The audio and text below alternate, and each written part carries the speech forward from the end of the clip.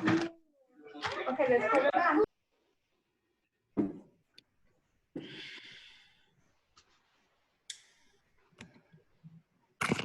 Morning. Morning. Good morning, everybody.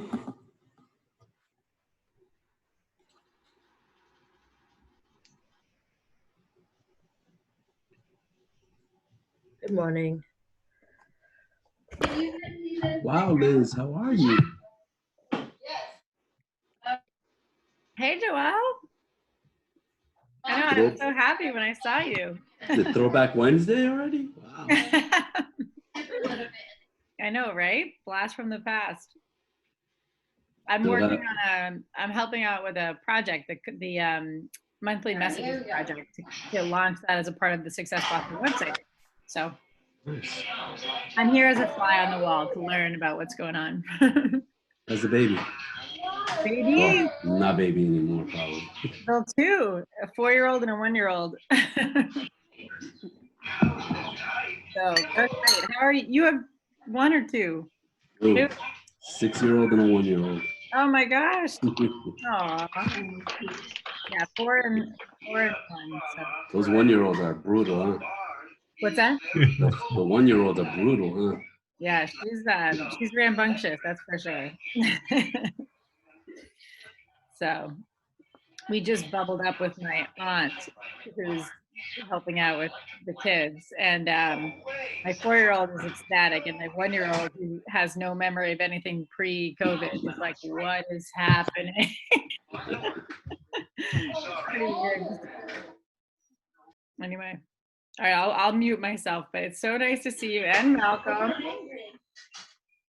Long time no see. Yeah, how you doing? Good, it's great to see you. But You I'll mute myself now because this is I'm supposed to just be listening. Malcolm, I think I saw you this past weekend, like walking near Haley House. I feel like I saw you. Who? Malcolm, I feel like I saw you. Probably by Dudley. Like near Haley House. It was like from afar. I think I saw you walk, or I thought it was you walking, but it was like all I saw was like dreads. I was like, "Oh, is it Malcolm?" Was it near Dudley Station, right? Yeah. Yeah, that was probably me.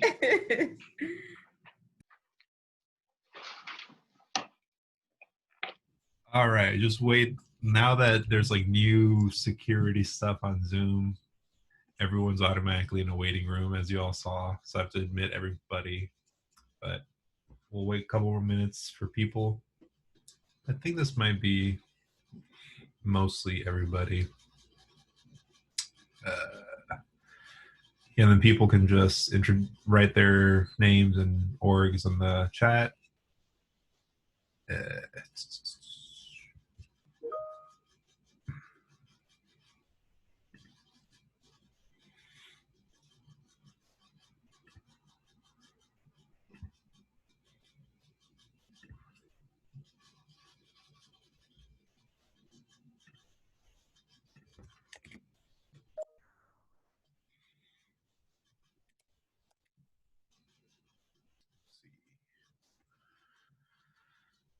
So today got a shorter agenda than usual. It should be maybe an hour and a bit.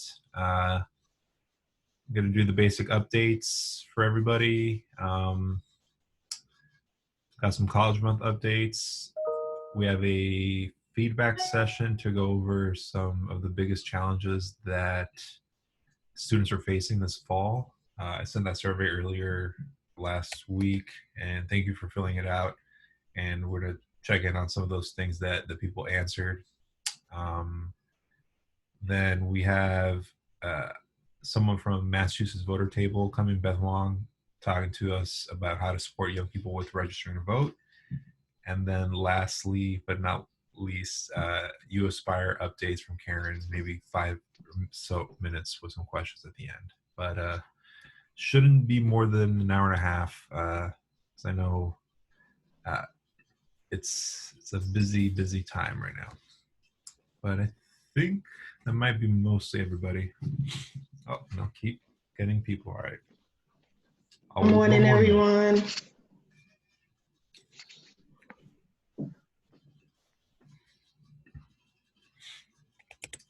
All right. Well, first off, I know people have been introducing themselves on the chat. Are there any big updates that people want to share with other folks?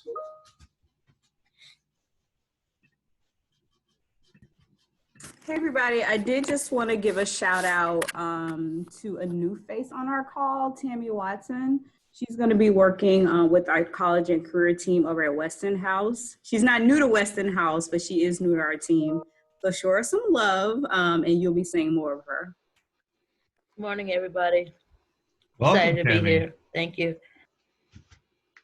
It's always good to welcome new people to the crew. There's always, I feel like a lot of people know each other, but we always get some new folks, and happy to grow the family.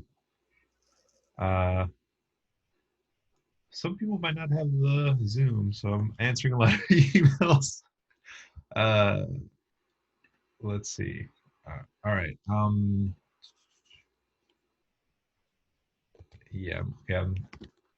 There you go. Anybody else have any updates? Or anything, any deadlines for their orgs for applications? I know Already Scholars has their app due next week in case folks have students who want to apply to that. But I don't know if there's any other updates from organizations themselves. Hi, everyone. This is Defina, Recruitment Manager for Europe Greater Boston. We have a priority deadline for our spring class, November 15th. And to make sure that people are supported in making that deadline, we are also hosting what we're calling a Super Tuesday. So it'll be a 3-hour sort of open house where applicants can hear the info session, which is the first entry point into our admission process. They can also have an interview that same day, and in support of the political relevance of Super Tuesday and it being before an election. We will make sure that everyone who comes to that event has resources to register to vote. That is awesome. I feel like everyone's trying to do something around that and connecting things to politics and, ensuring that students are aware of their right to vote and their influence. So that's awesome, Tina. People keep joining. Awesome. All right. Anybody else? I can jump to the next section if people don't have any updates. All right, cool. So we have our USpire training next week. This will be on the FAFSA updates. This will be a 2-parter. So if you have not registered for that yet, I will make sure to send out the registration link after this, but definitely join that. I think it's going to be a really good session. As seen last time from UA, that was a really good one. But going to be very important, I think, for this year for sure. And then we also have an update from a potential partner from a law firm who reached out to us and wanted to do some work with young people and giving back. And they let us know that they could partner with us and potentially support young people by providing office space for studying, printing out reading materials, or any type of stuff that would be needed to be printed out, and then also providing some mentoring or career advice for future lawyers or anyone who is interested in that law field. So if anyone has any interest in connecting young people with that law firm, please let me know. I can send you over their information. We can talk a little bit more about that. But they do really want to connect with some community-based orgs, and I thought that would be this could be a potential opportunity for some young people who are interested in that. Well, do you know where they're located? I will look it up. I think they're in downtown. And because most things are virtual, they say that there are a couple people in the office, but most people have been working from home. So their offices are pretty open for folks to go in and potentially study. Obviously, it's not going to be like 20 students, I don't think they're very, very big. They're pretty small. I think they're maybe like 30 or 40 attorneys, which apparently is a small firm. But they, I will look back into that for sure.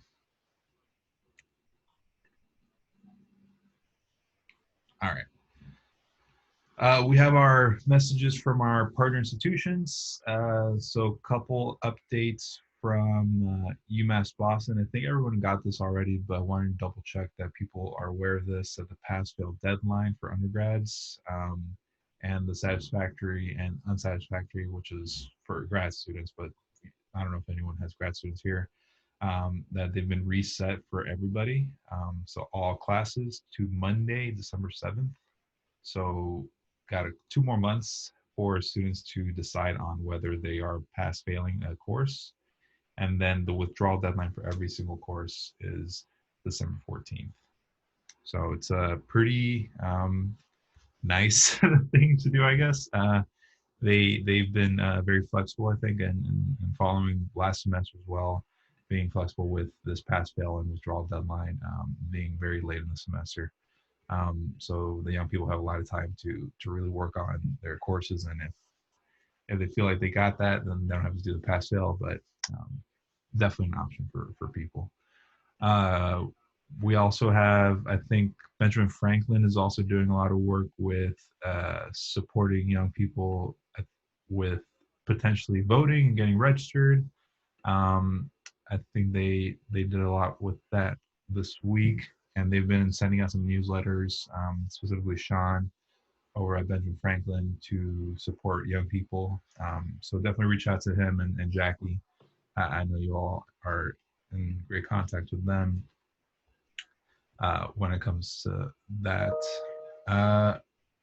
And Bunker Hill, I know Kate said she is having, I don't think she's here because she's having internet issues, but she did send me some information. Making sure that the students are aware of the types of advising at Bunker Hill. So they not only do they have the academic advising, but they also have career transfer advising. So if students are thinking about transferring, you can always send them over to that type of advisor, or if they are looking to, or they're near graduation and trying to get an internship or a potential job, looking for career advisors. And they've launched their Steps to Success workshops once again, so making sure that people are aware of those. I can send over the 2-pager with all that information after this as well. And last but not least, registration for winter intersession and spring 2021 starts in a couple weeks on October 19th. So if students haven't started yet, or if they took off the fall and they're going to start in spring, making sure to reach out to them sooner rather than later so they can get started on that process. Let's see.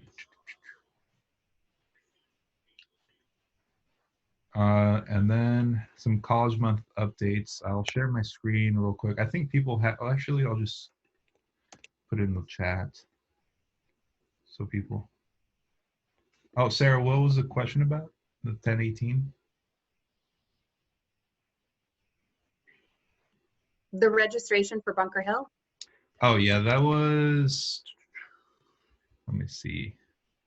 Yeah, it's the 18th, but they still, they do it in the waves. So Right. I think the 21st is the day that like everybody can register.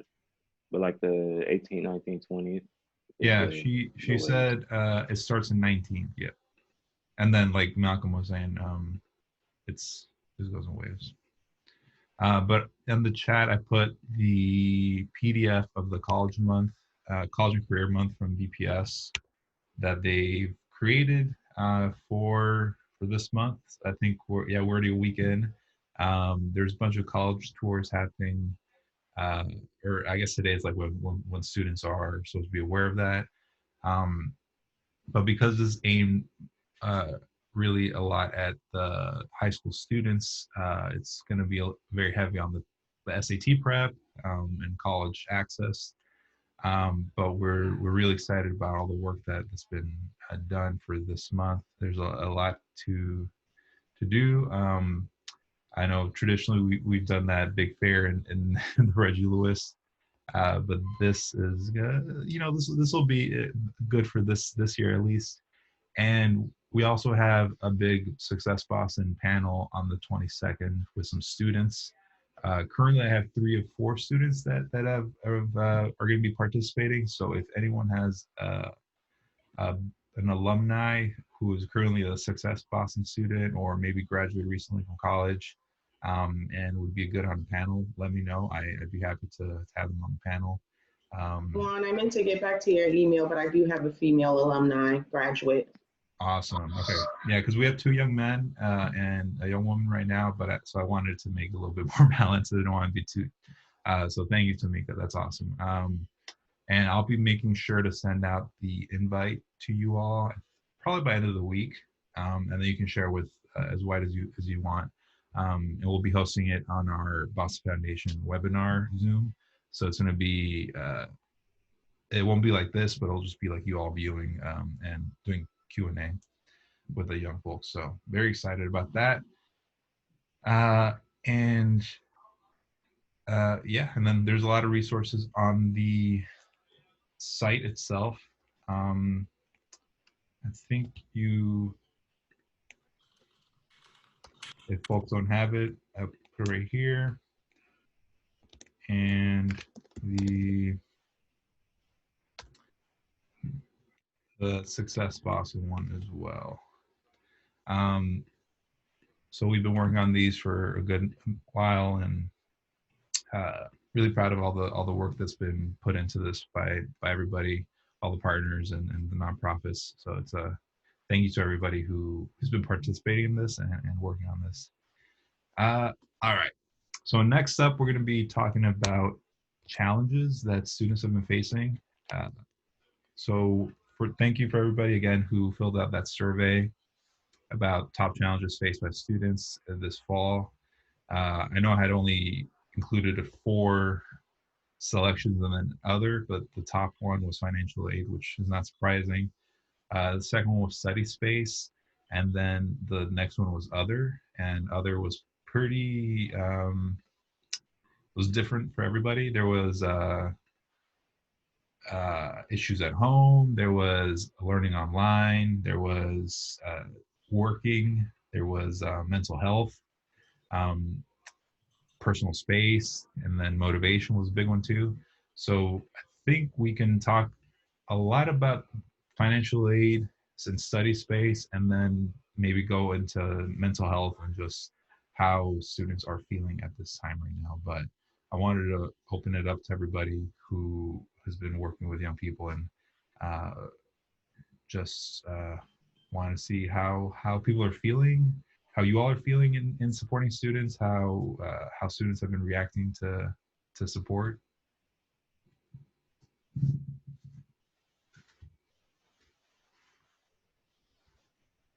I know jobs is a big thing, and then looking at the upcoming election and the whole stimulus package, the delay on that until after election, I know that's probably gonna like be a big thing.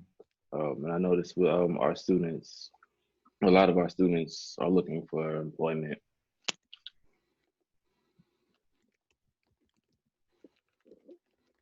Everybody, I would add to that, Malcolm, specifically remote employment for our young people who live with people who might be immunocompromised or might have health challenges themselves, that they can't find a job that they can safely do. And so they're having to potentially compromise their safety or their family safety to make money. I like to also echo that as well. I have a handful of students that are sick and they're not able to work. So their managers keep sending them home because, they're not feeling well. So we're just exploring options for online work too, so. And has anyone had success with those types of opportunities with remote work for young people? I don't know. I haven't heard too much of that other than programs. Have people found like jobs that they've been able to to get? Yeah, I've had a little bit of success. Brooke is, I mean, number one, I should share, I think I can share around a job description, but Brooke is hiring 25 to 30 students to do remote tutoring for high school students. And some of that is academic tutoring, and some of it is more like peer advising, motivational kind of coaching for high school students that might not be showing up or showing up in like really engaged ways. So students don't have to be like A+ students or have a particular GPA or anything. Okay.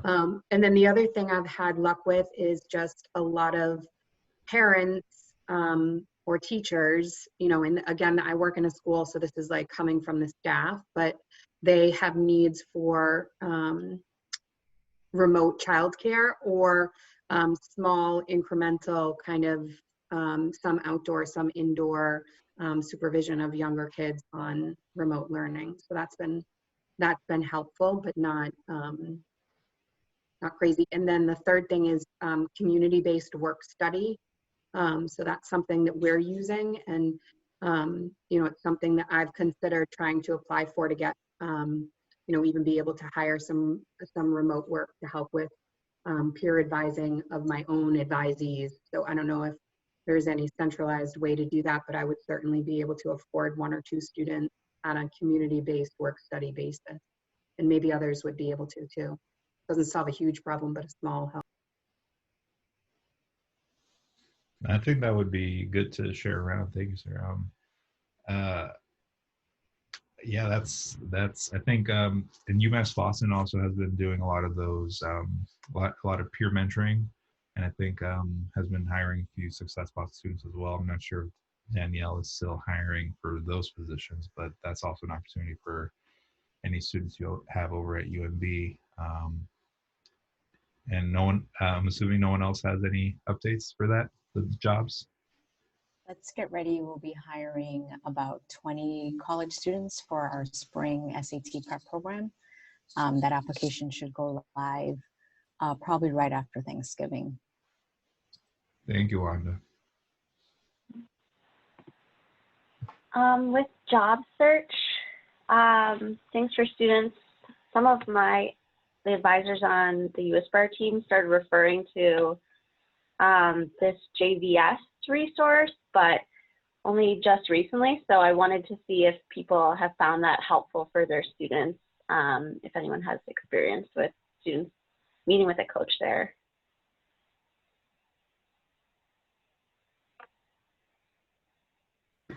We've been referring a lot of students to JVS's free CNA training program. So anyone that's not remote work, but if anyone is interested in nursing or healthcare, we have a free CNA training program, which is online right now because of the pandemic. And so a lot of students are able to do it like in the evening if they're really interested.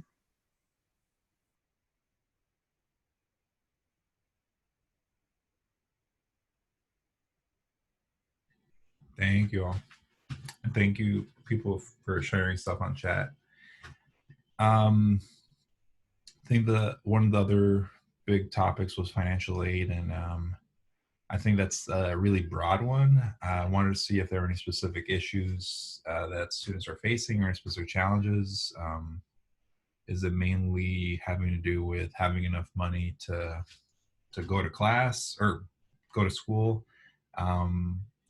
I know books have been prohibitively expensive, and there's additional barriers now to having to purchase, like the software or access to certain software in order to take tests or to read certain materials online. But I just want to hear from you all about what issues specifically students have been facing with financial aid, and trying to see if there's been some folks who have seen some success with certain opportunities.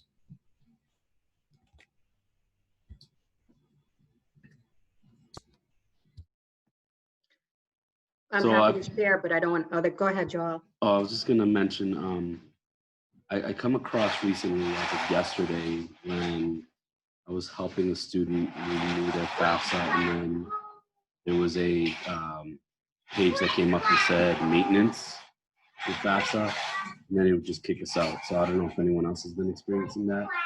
I've seen this in the last 10 years of doing this. I've seen that happen around this time just because it's like everyone's trying to get everything in October, and I've been telling my students to kind of wait off until late October into November to do their renewal FAFSA so that any glitches can get caught and fixed. But I especially saw this when they did the first prior years, that there was a lot of glitches and maintenance work that needed to get done on the FAFSA itself. But I caught it yesterday twice with 2 different students. I don't know if anyone else has caught a maintenance issue with the FAFSA website. I think specifically might have been, one of them was during the DRT, and then the other one was actually going from one page to another within the FAFSA.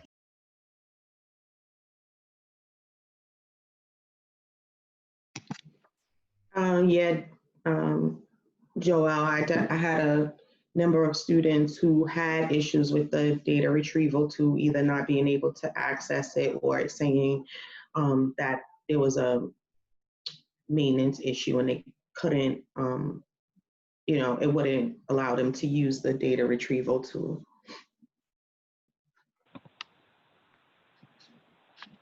I'm here. Go ahead. Oh, go ahead. I was just going to say one of the advisors on my team did share that she has seen an uptick in DRT error messages in the past few weeks.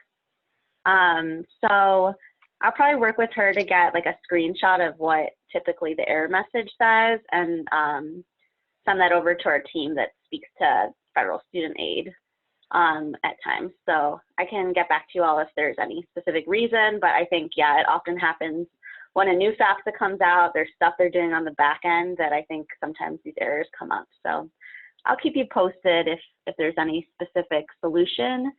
And then in terms of error messages generally, one thing that you all may already know that we usually recommend is just making sure students don't click the enter button at the end of each page, that they actually have to click the next button. If they click the enter button, that can sometimes cause some additional error messages or getting kicked off the FAFSA. So just making sure they actually click next.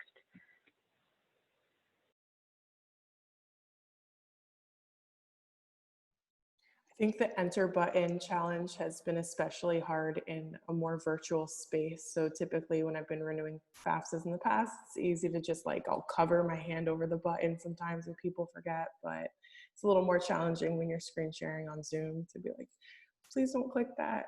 An ongoing challenge, and I don't know if anyone has additional insight, is the process to change the email attached to an FSA ID has always been long and tedious, and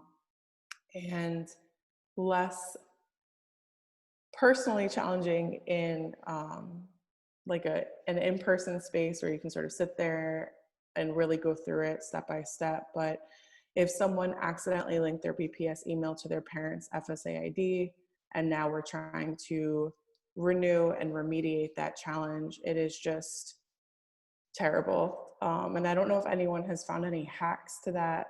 That's one area that is just always one of those things that I try to prepare a student to buckle up, and it's going to be a road ahead, but we'll get there. And it's usually a lot of back and forth. So I'm curious to hear other people's experiences with that process.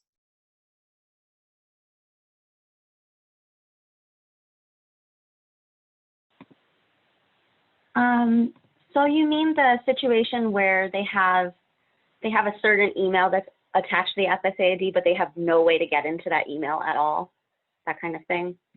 Yeah, so in my experience, yeah, it is the same process every time, but it is obviously a very annoying one. So I usually just like to prepare students to be like, well, I feel like it's often the parent's FSA ID with these situations. So I often prepare them like, your parent is going to need some sort of license or proof of who they are. So make sure they get that ready. And then having them work with, I have to find the chat with FSA ID that a lot of times I think you might even need to just call them to explain and, to be able to say, we've gone through everything, we've tried everything. I promise it's the situation where we need to I should look up the language itself, but where you need to have proof of identification. So I don't think there's any special trick to this. I try to go through everything with the student first to be like, are we sure we can't get into that email in any way? Like, you know, can we hack in through some sort of password reset like situation with the email? But I think there's no great solution other than just being on top of it with the student, like, okay, they're gonna send an email to the new email, and you need to then send a picture of the parent's ID, and like, there's not really, in my opinion, any great workaround for that. In the past, when I had a student use a BPS ID, and obviously we know that the BPS IDs get locked out or deleted after they graduate. What I've done is actually call central office IT to activate it for 24 hours in order for them to actually get into the system. Then I get the student to actually forward anything in that email to their personal email, but most importantly, unlock the FAFSA. And then once they create a new password, as the coach, I actually take note of the password as well, just because students lose these things. So I've had a student at Newberry College before who transferred over to LaSalle when they closed down. And in order to get into her FAFSA, she's always had the BPS ID. And fortunately, the first time that it got locked out was her freshman year. But luckily, the last 4 years, we were able to renew her FAFSA password successfully and not get locked out. So I guess the tip is basically just call BPS Central Office IT department to unlock it temporarily for 24 hours to get access to it. And then get the student while they're in there to forward everything on that email and unlock the new password feature for the FAFSA, and then make a note of the password as a coach, so that way the student doesn't get stuck in that situation again.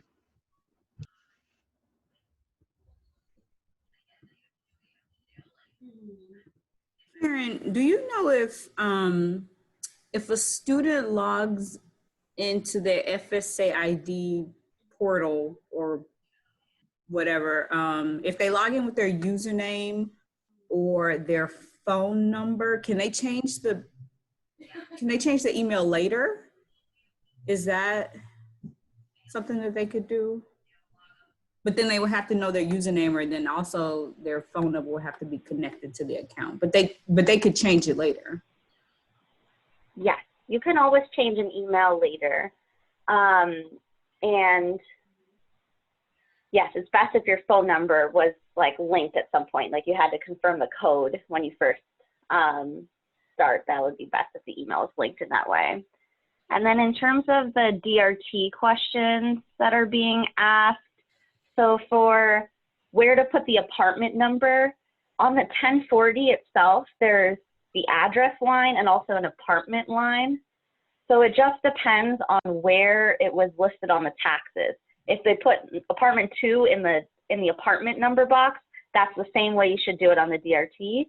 And if they put it in the address line, you should do it in the address line. So you just have to try to copy exactly as best as possible. And with the DRT, 3 tries in a 24-hour period. Yes, I think that was definitely true last year. I guess I hadn't heard any updates on that, so I think that is correct, that they get, it's like 3 or 4 tries. I think maybe they get the first and then 3 more. So yeah, ideally, you know, it's great to get it right at first, but sometimes you have to just get them to try again later.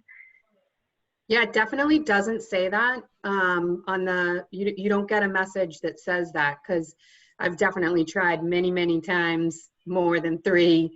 And it just says your information is incorrect, try again. It doesn't say anything about 24 hours. So it would be great if they either updated that to say accurately, like try again in 24 hours, or if you can keep trying, or if there's like a hack, like log out of the FAFSA, log back in, and you get 3 more tries, it'd be good to know that. Okay, I'm gonna ask my team and get back to you all if that's still the case, that because yeah, before it used to it actually used to stop letting you use it. So if it's still letting you try, then maybe you're not actually locked out. I'll find out for you all. Yeah, I had the same experience. We probably did it like 7 times, but you don't know when the last time is. It just kind of says you're locked out. It doesn't let you know ahead of time. You just gotta wait after that. Yeah, sometimes for me, it'll just go red and it will say you can retry, and then suddenly you have 2 more attempts or 1 more attempt. And then you kind of pull a Hail Mary and see if you can get it in.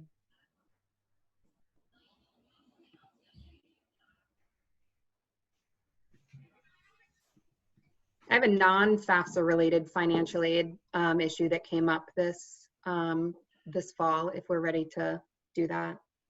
For sure. Okay.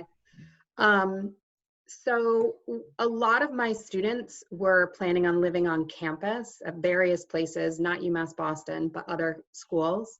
And when the colleges switched to remote, it was very last minute for some of them, more so than for others. And many of my students had their financial aid awards adjusted in a way that actually I'm seeing heads nod. This is so reassuring. In a way that actually impacted them negatively. In other words, they ended up having a bill greater than what they were going to have living on campus. And for some students, I was able to dedicate the time to get on the phone with the college, walk it through, and, in a handful of instances was able to retroactively fix it. But for many students, I was not able to do that. And in fact, some colleges, and, I'm happy to name names because that's how I work, but some colleges were downright rude to me on the phone. They didn't want to talk to me. They refused to let me do a Zoom call with my students. They even went so far as to tell me that it was illegal for a student to ask for anybody other than their parent to communicate with the college, which is not true under FERPA law.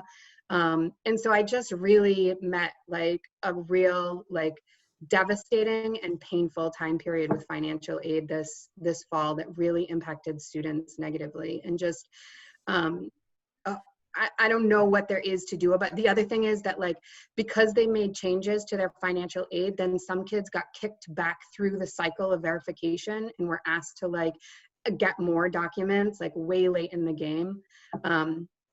So I don't know, it just felt really painful this fall. I don't know what there is to do about it other than to say this happened to kids and it really shouldn't.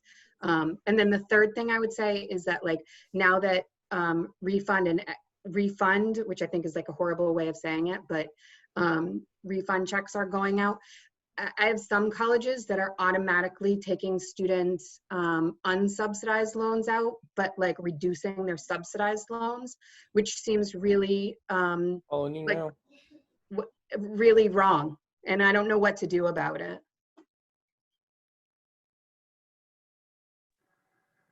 Yeah, I think agreeing with what Sarah and what Tony said in the chat, I feel any kind of financial aid issue, and there are way more this semester, it's almost every student has some type of issue with their financial aid or their bill.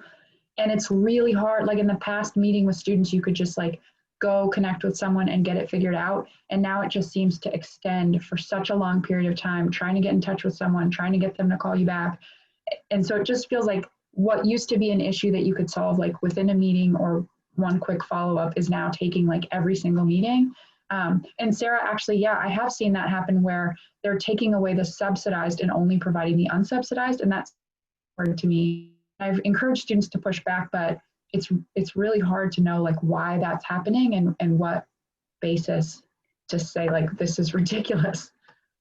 Yeah, and not every student, I'm just catching that when students aren't coming to me saying hey, they took my unsub instead of, they're not saying that, I'm just finding it as I'm poking around and things, which, as an advisor is terrifying. It's is this happening to everybody? How do I stop it?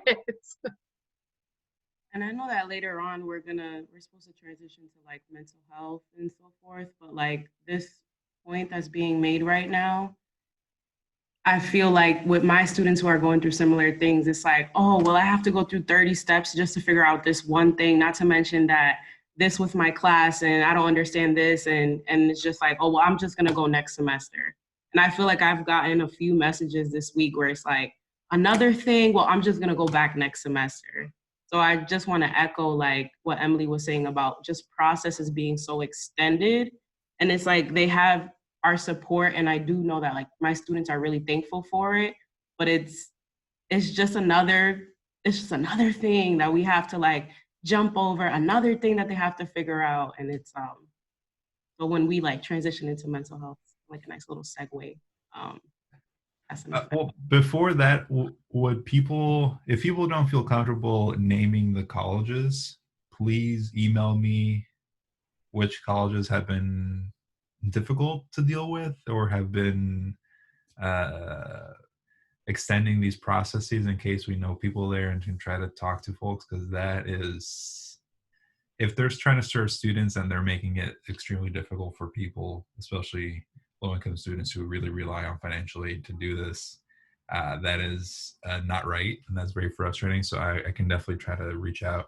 I'm not going to say I'm going to be able to change anything, but at least knowing what the colleges are or who the colleges are, I can try to do some research on that at least. Let's see, and then so. Can I ask a question or? Absolutely. Yeah. Sorry, team, I was late. This, if we're talking about financial aid, anyways, I just want to name my intense anxiety right now about FAFSA opening, and the fact that like literally every kid is going to have to do an appeal for financial aid. And so just wanted to name that, and maybe if all of us could put our brains together and think about how we can support students, or because it's gonna, everyone's gonna have to do an appeal because everybody's finances are different now from 2 years ago. So yeah, I don't know, maybe like a future agenda topic or something for that. Absolutely. I think people are even responding the same in the chat. So I think that could be something we could do for sure. All right. And Kismeli, I know we were going to talk about mental health, but I'm aware of our next agenda being supporting students with registering to vote in a couple minutes. So maybe at 11, we can transfer into mental health. If there are any other financial aid topics or things that we can talk about for a couple minutes before our next person arrives, and then we'll talk about supporting mental health, because I think all these issues that the students are going through obviously is not helpful for their mental health. It's just going to be making them more anxious, more stressed. So I definitely can see that being a big issue. A quick question. The next Success Boston meeting, is it after the election? Because I know that's gonna like, I know I'm always like talking about the election. No, is it after the election? Yeah, it's usually the first Wednesday. So right now it's for the 4th. So it could be a very interesting. Okay. So I could move it if people want to move it. But what do y'all think? What do people here think? Should it be the day after so we can talk, or should it be a week later? Because I know that's going to definitely influence a lot of things. Looking at both of the candidates' platforms, right, in regards to education and school funding and all of that. Yeah, and I remember the last election, I was at Hyde Square, and the day after, I think Joel can say it was a sad day. So I bet there's a lot of other orgs. I actually was at a Europe event the following day, and the whole room was glum. It was early at 8 o'clock in the morning. Everyone was like, their eyes tired because everyone stayed up late. But I'm in favor of actually having it right after, just because I feel that this is a support group that can support each other and lift each other up and allow ourselves to vent and express ourselves. So I'm open to having this follow the following Wednesday just because of that. And I piggyback on what Malcolm said. I think, we'll get a better idea of the platforms and what we need in order to move forward as coaches. but I'm also in favor of moving it, but I'm leaning more on having it right after, potentially also having a second part, a part 2 if needed the next week. I would check to what Joel said. Also, in addition to making sure that we feel resourced to support the students that we serve in whatever capacity we need to, that will be a moment where I think we'll start to be able to collectively think about our skill sets and resources. Okay, so something I'll do, I'll send a quick poll after this just to have people vote, so everyone can have their voice heard. I mean, it's going to be about voting anyway, so I might as well include that. And as a good segue, we have Beth here, Beth Wong from Mass Voter Table. So Beth, you can unmute yourself and introduce yourself. Would you like me to give you sharing screen response? Yes, that'd be great. Hi, right, everyone. It's great to meet all of you. My name is Beth Wong, and I'm the director of the Massachusetts Voter Table. We're now within the 4-week mark of the election, and it's great to talk to all of you. So I'm really glad to share space with all of you 27 days before the election. I'm going to share a little bit about the upcoming election and hopefully I'll provide some useful information as some food for thought about what it looks like to vote during the COVID-19 pandemic and what some young people and organizers can do to make sure that everyone feels that their voice matters in this election. So I'm going to start with the big statewide picture. So in 2018, people of color made up 1 out of every 5 eligible voters. So that's people over the age of 18, US citizens, and people who are not serving a felony conviction right now. But voters of color only cast 1 out of 10 ballots across the state. So even though voters of color make up 1 out of 5 voters, eligible voters, we only cast 1 out of 10 actual ballots.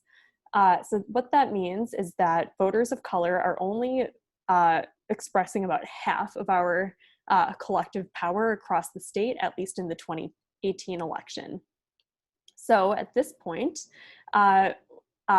because of about 40 years of concerted grassroots organizing in Boston, the gap between potential power and actual power of voters of color is about half as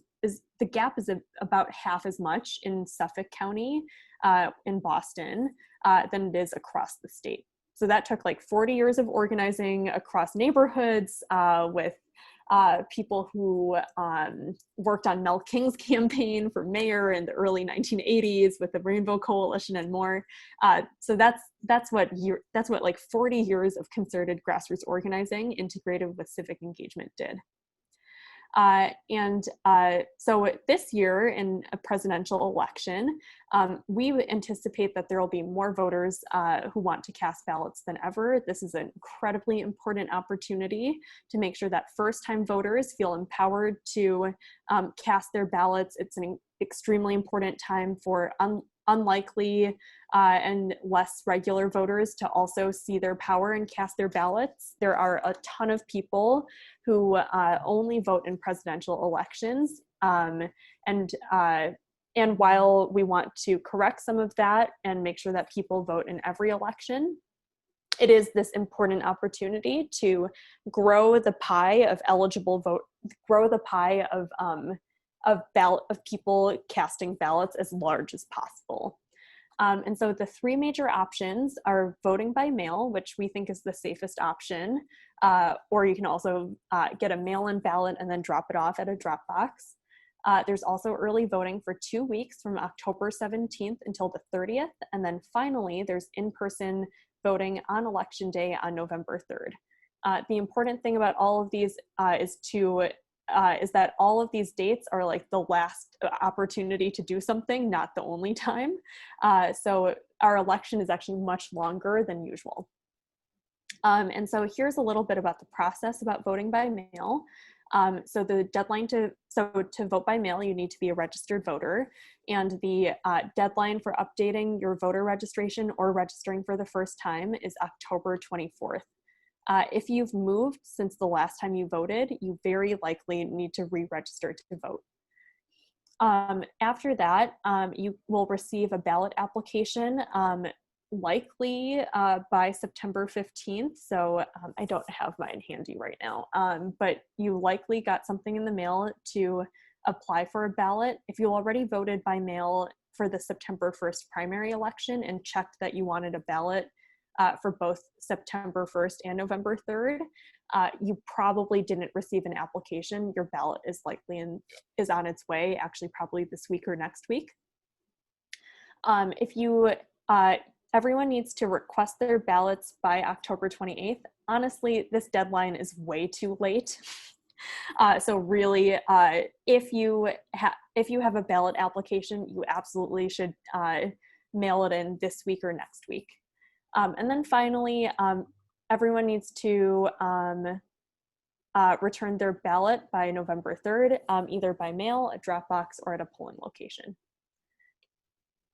So the reason why voter education is so important is because for the September 1st primary election, almost 18,000 ballots were rejected. And we need to talk to people about making sure that their envelope is signed, that they're getting it in on time, and more, to make sure that people's ballots are actually counted. And so I think the two most frequently asked questions that I've received are, what happens if I don't get a ballot application?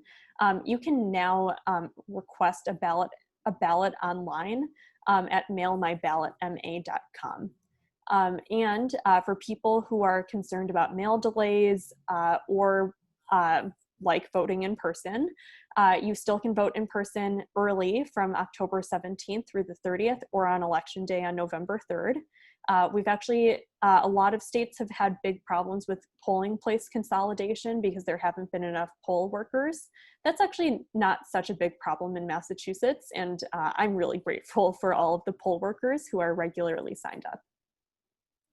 And then, so I shared earlier that there are about 18,000 ballots that were rejected because they came in late, or or someone didn't sign the envelope or something like that. That's why voter education is super important. For the primary election, we made over 233,000 phone calls. We had 12,000 conversations and sent out 57,000 text messages with 356 organizers, leaders, and volunteers. 76% of our conversations were with voters of color, and that's compared with the 1 in every 20, or that's compared with the 20% of eligible voters who are people of color. So our conversations are with a very specific slice of the electorate that is 4 times more likely to be people of color than the electorate at large. So that's who we're targeting and talking to. We host phone banks every Tuesday from 11 to 1 and every Wednesday from 5 to 7. We also now have text banks from 4 to 5 on Wednesdays. And we have lots of different types of people joining us, retirees, 19-year-olds, and everyone in between. And so we reach out to thousands of voters basically every day when we have these phone banks. And the last thing that I wanted to leave folks with is that democracy isn't going to end on Election Day. It's about being here for communities and people year-round, whether it's at the ballot box, in the streets, around the neighborhood, and more. So we do year-round civic engagement. So while this 2020 election is super important in bringing people into the electorate and getting volunteers in the door and developing leaders, we definitely want to continue organizing with those people on November 4th and beyond. This is a critical election for laying the foundation for the next 4 years. It's our best chance at getting unlikely and new voters in the door. So that's what I've got for you today. I have time for a few questions, and really thanks so much for sharing space with me.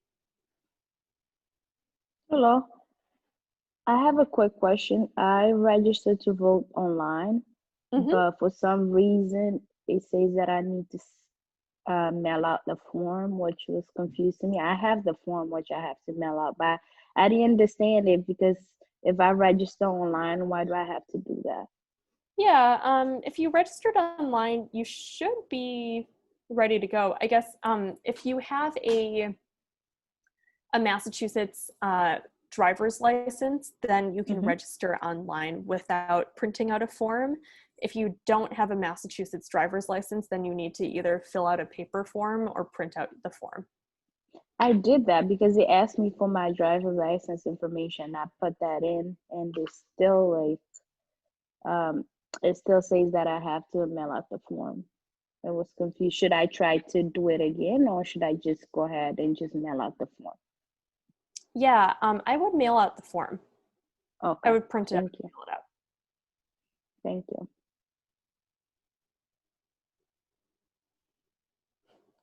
How long after someone would mail out the form could they expect to be registered? Do you have an expected timeline or when people should follow up to confirm that it worked? You can check your voter registration online. I can find the website that I always fail to bookmark. You can find your voter registration status at this link. And you can find where to vote also. And so you'll, did I share the correct link? Here we go, this is the correct link. That was the location. So to find your voter registration status, you go to this link and type in your information. And then it's, and then that's pretty easy. Sorry, I'm getting a few text messages. So that's, yeah, if you go to that link, you can check if you're registered.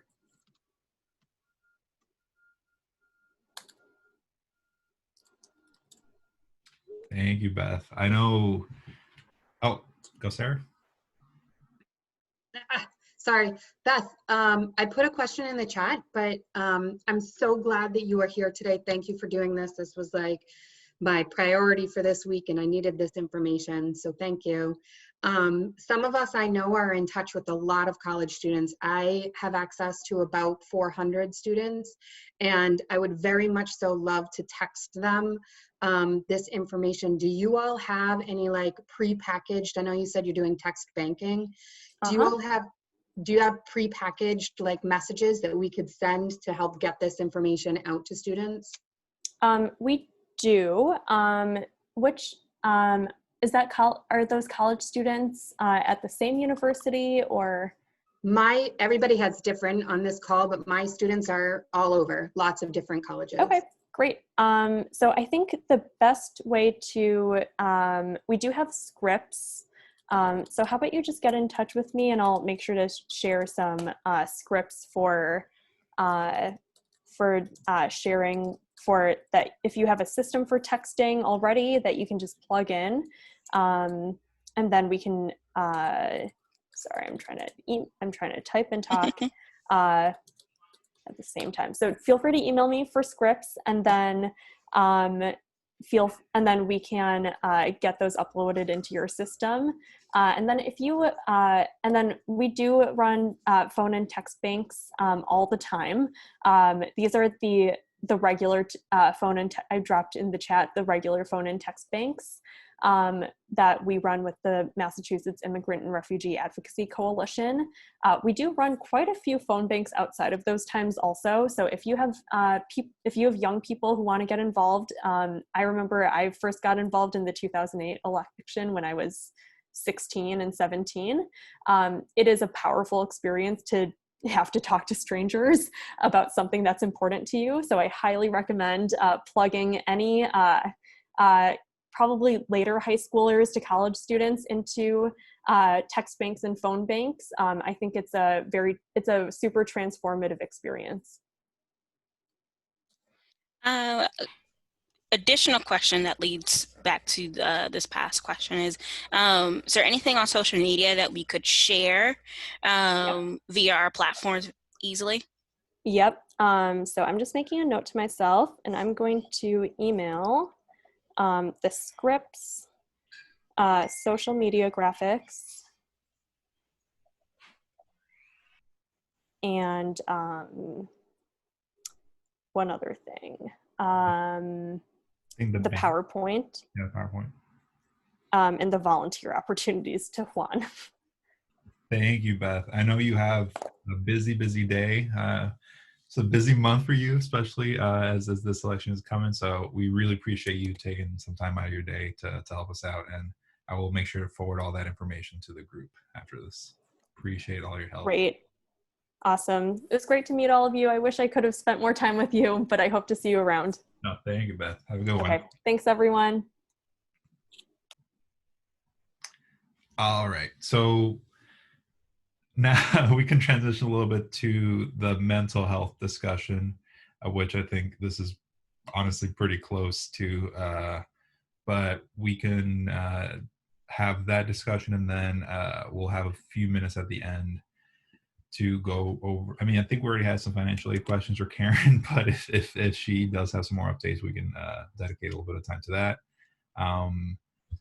Does anyone want to start off with any of the mental health supports that they've been trying to connect young people with, or how that's been going? I know personally, just mental health has been important to me. It's been very anxious time this year, I think, for everybody. So in working with some young people, I think that's been one of the reasons why I've been trying to reach out to some of them, and then there's been like a lack of response, lack of communication, and then maybe a month or two afterwards, like, hey, just wasn't feeling that great, wasn't doing very well, so I couldn't talk.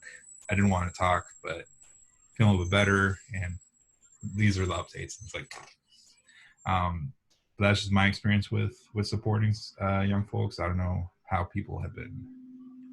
So Juan, we actually at the PIC, we just started an affinity group for students. So we meet every Tuesday. Last night was our first meeting.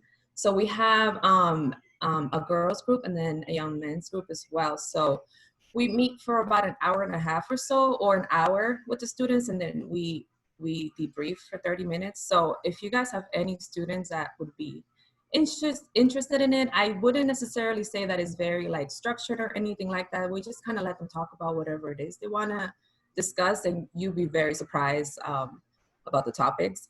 So it was a really cool experience during our first meeting last night. We could use a little bit more of the guys. We had more ladies present.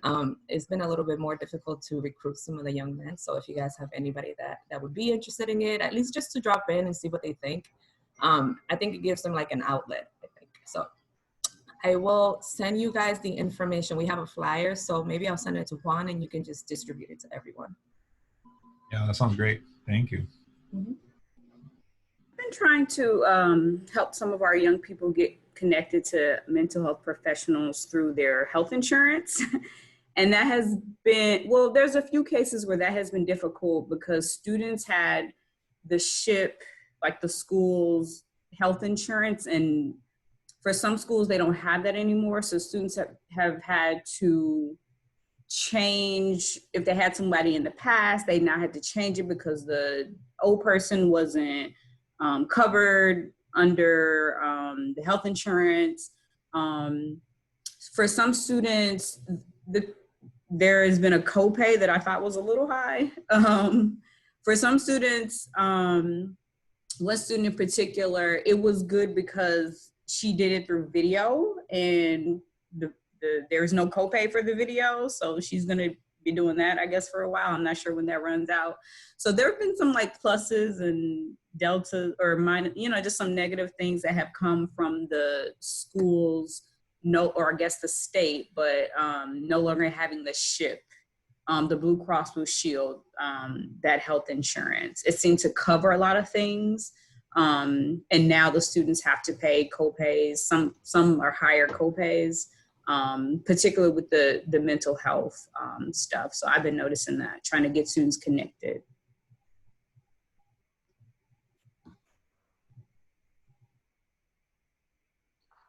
I know we've talked about this before, and there had been a directory of therapists of color going around, but I think in having conversations about mental health and seeing if students were open and interested to a professional, trying to be conscious of finding people who understand our students or are culturally sensitive to our students. There are a lot of professionals who aren't, and I've had students who, we go through the process with health insurance, we figure out who might be a provider, and then they finally meet someone and we have a lot of hope, for that experience, and then it goes poorly. So I'm curious to hear if people are still using that directory or if there are any other resources that they have to find providers who might be better fits for our young people. Did you guys talk about new generation? No, that's a practice of therapists of color in Dorchester. If it's not on that list, I can send you the link to their website. They're very asset-based and culturally affirming. And now that we have Zoom and everything, telehealth, it doesn't matter where people live to access their services. I'll see if I can put the web link in the chat. Thank you, Kathy. Yeah, I think that would be good to get some of this information. I can make sure to update that resource to share with folks. It's probably time to update that anyway. So thank you, Morgan, for that reminder. There's some other ideas from Sarah. Bloom is a mobile app, I'm guessing, that has some therapy features.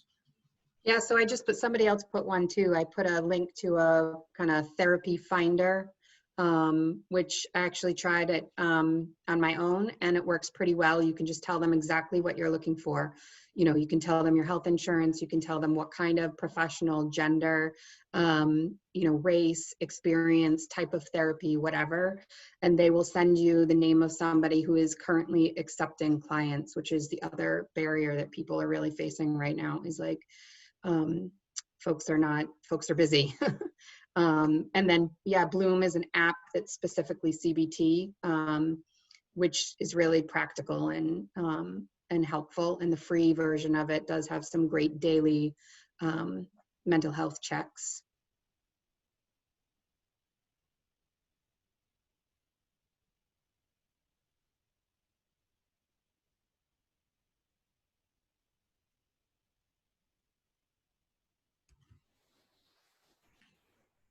Anybody else?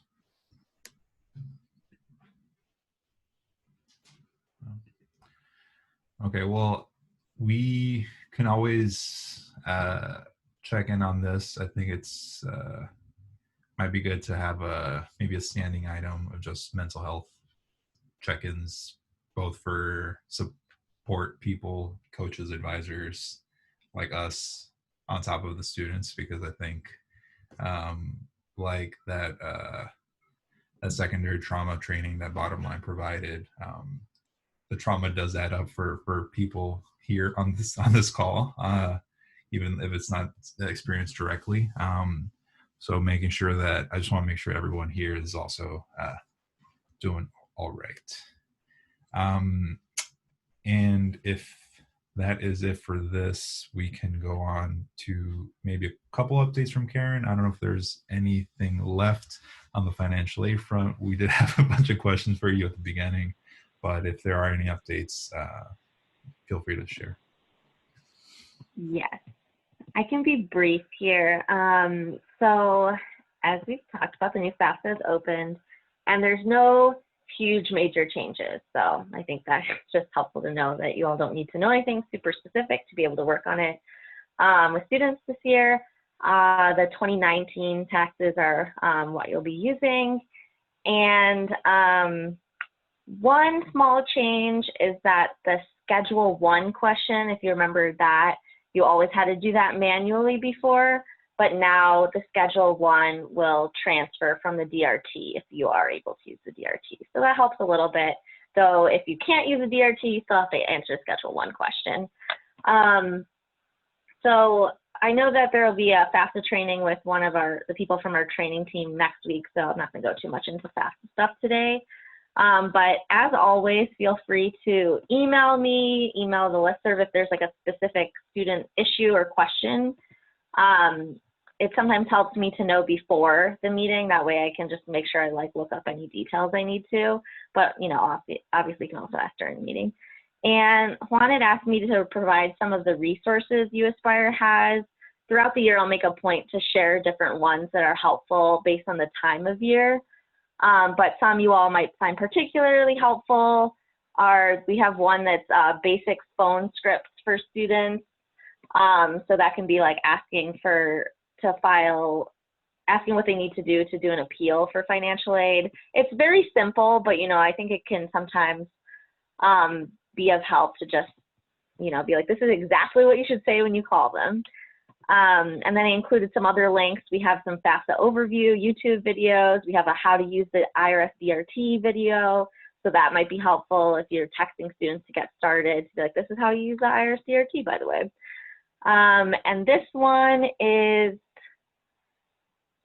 6 steps to appeal your financial aid. So that might be something you could potentially use as like a heads up to students as they're filling out the FAFSA, like, hey, if your income has changed in the last year or so, which is very common, like here's some steps to be aware of. I'll help you throughout the year with them. So yeah, those are just some of the various resources that you all can use in sending out. If there's any specific resource you might like to see, definitely let me know and I can see if we have that already or if it's something that might be being made or is able to be shared. But yeah, any specific financial aid questions anyone wants to ask now other than about the resources?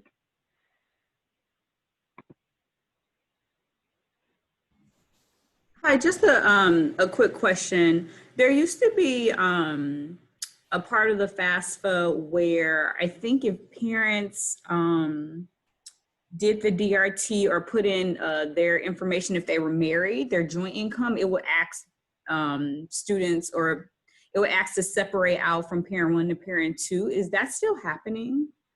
Do students still need to probably find the W-2s to determine who made what?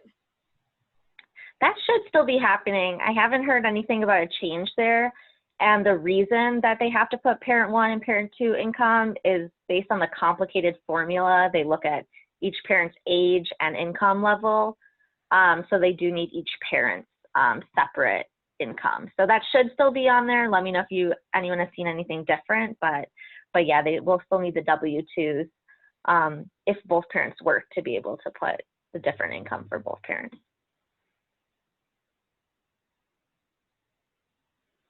And that's even if they use DRT, right? Yes, even if they use DRT, because the DRT, the DRT wouldn't have that information. Like the taxes don't list that in specific. So yeah.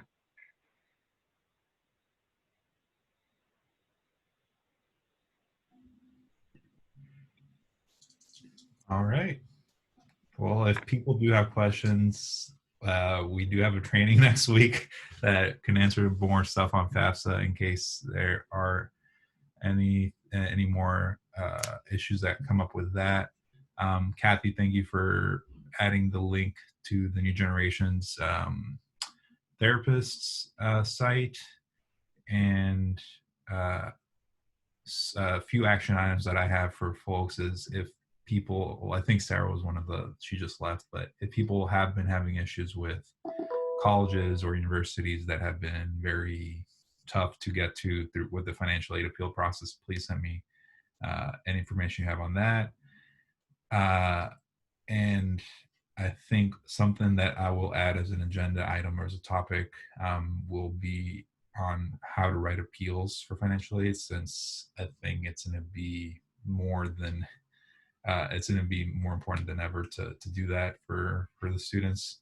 And then potentially doing some, maybe looking into some job opportunities, remote job opportunities for young folks. So that's a couple things that I have on my end.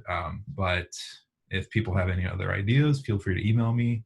I can always try to do as much as I can with that. And I will also send out that poll for the November 4th meeting, if we shall have that day or the week after. So thank you. Always happy to see everybody. Like Sarah was saying, sometimes it's lonely, but seeing all you like gives me some energy. So I do appreciate everybody being on the call, and then hope you have a good rest of your day. See ya. Thanks, Juan. Bye.